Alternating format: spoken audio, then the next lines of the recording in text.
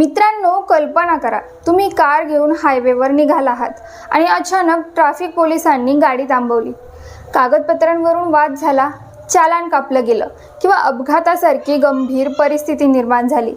अशा वेळी सर्वात मोठा प्रश्न पडतो, आता वकील कुठे शोधायचा?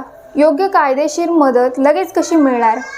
याच समस्येवर उपाय शोधत भारतात एक भन्नाट स्टार्टअप उभं राहिलं आहे, ज्याचे नाव आहे लॉयर्ड.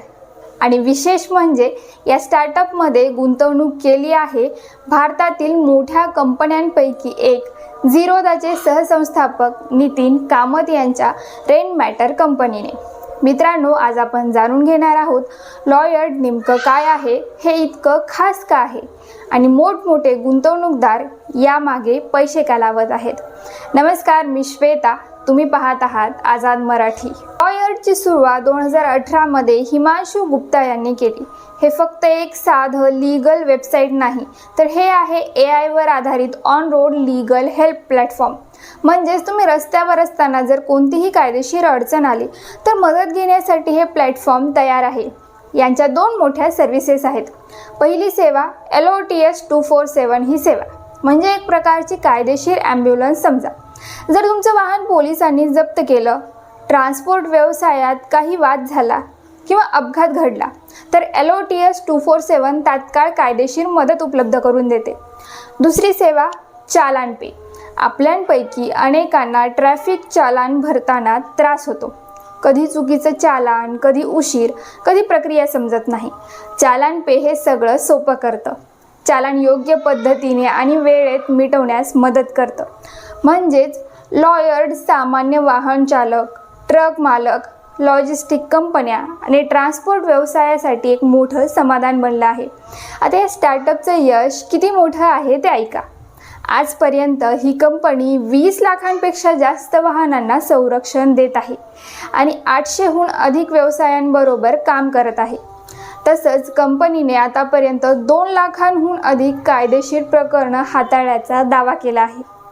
आता मोठी बातमी, लॉयर्डने नुकतीच $2.5 मिलियन म्हणजे जवळपास 23 कोटी रुपये फंडिंग उभी केली आहे. ही गुंतवणूक केली आहे झिरोदाच्या रेनमॅटर आणि टर्बोस्टार्ट यांनी.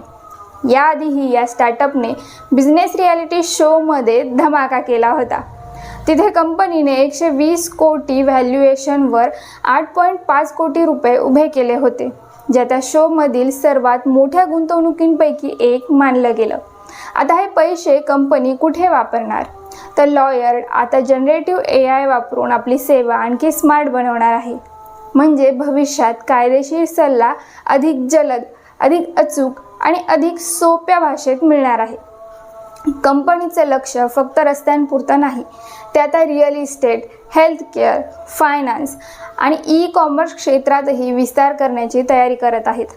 मित्रांनो, आपण साधारणपणे वकीलकडे तेव्हाच जातो जेव्हा अडचण येते, पण लॉयर्डसारखे स्टार्टअप अडचण येण्याआधीच उपाय देण्याचा प्रयत्न करत आहेत. आणि हीच आहे भारतातील डिजिटल लीगल रिव्हॉल्यूशनची सुरुवात.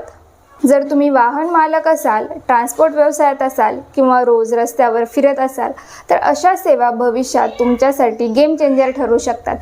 तर मित्रांनो, तुम्हाला काय वाटतं, अशा प्रकारचे स्टार्टअप भारतात मोठं यश मिळवतील का? कमेंटमध्ये नक्की सांगा. व्हिडिओ आवडला असेल तर लाईक करा, शेअर करा आणि आझाद मराठी चॅनलला सबस्क्राईब करायला विसरू नका.